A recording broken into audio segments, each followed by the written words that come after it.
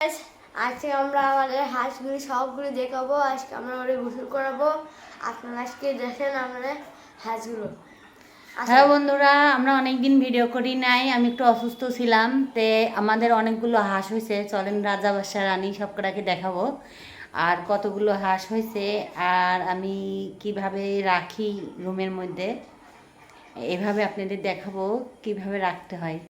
এটা আমার সিঁড়ি রুম আর এখানে দেখেন ওই নিচে আমি মুরগি রাখি আর এখানে আমার রাজা রানী বাসা আছে দেখেন। এখানে আমি ঢেকে রাখছি। অল্প জায়গাতেই আমি কিভাবে হাঁস পালি দেখেন। হাতে ধরো না। এটা আমার রানী। নামা নামা নামা নামা নামা।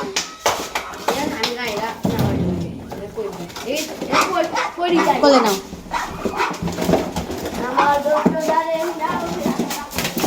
এই দেখেন আরো দুটা বাড়াচ্ছে। আর এইটা আমার রাজা।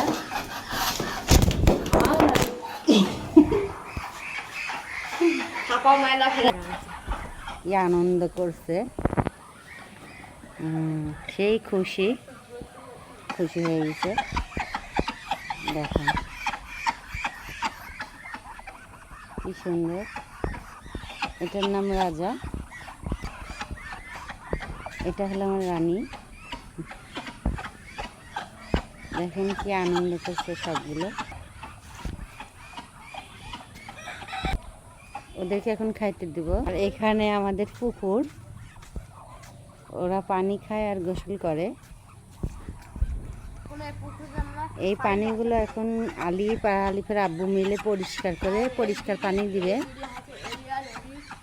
আর ওদেরকে খাইতে দেব ভুট্টা দিয়ে, ভুট্টার আটা, গমের চাল, গুঁড়ি মিশাইয়ে আর আওরের গুঁড়ি দিয়ে খাইতে দেব। পানিটা পরিষ্কার করছে, এই ফাঁকে আমি খাবারটা তৈরি করব। সারা রাত খাই নাই, দেখেন কত সুন্দর করে খাচ্ছে। হাঁসগুলো এত সুন্দর দেখা যাচ্ছে।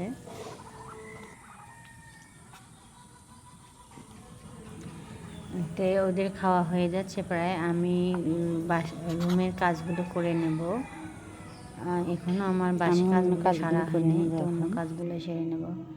আর রুমের ভিতরে এসে দেখে আলিফ অনেকটা নোংরা করে ধুচ্ছে। আমার অনেক কদিন অসুস্থ ছিলাম দেখে ভালোভাবে কাজ করতে পারি নাই, মাথার মধ্যে খুব যন্ত্রণা করতো। তে আমি বিছানাটা ঝেড়ে নিচ্ছি, চাদরটা পাল্টায় নেব। তো চাদরটা পাল্টায় নিচ্ছি আর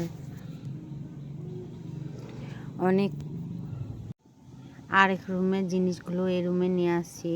ওই রুমে আমার যেহেতু ভাড়া আছে তাই আমি সব জিনিসগুলো এই রুমে নিয়ে আসছি। তে ওই রুমগুলো দুটা রুমই আমি ভাড়া দিয়ে দিই। তে ভাড়া এখানে আনবিক আছে যেহেতু, এই জন্য ভাড়া চলে। তে আমি সব জিনিসগুলো এই রুমের মধ্যে নিয়ে আসছি। 2 মাঝি একা একা থাকি এই জন্য।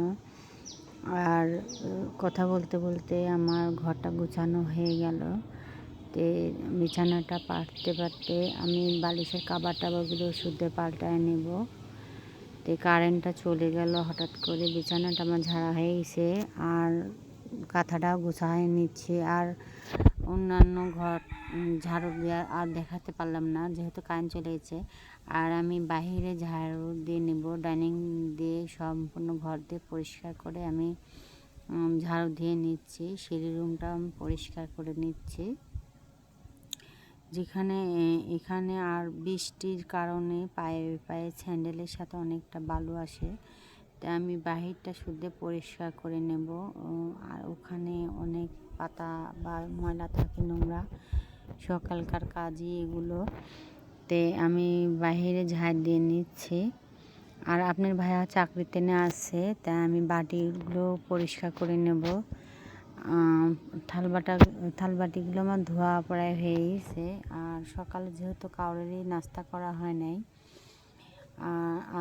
সকালে ডিমটা দিয়ে নেব। আর আমি একটু কফি বানিয়ে খাবো। আমার যেহেতু মাথা যন্ত্রণা করছে, সকালবেলা অনেকগুলো কাজ করা হয়ে গেছে, আমি কফিটা খেয়ে মাথাটা আগে ঠান্ডা করে নেব।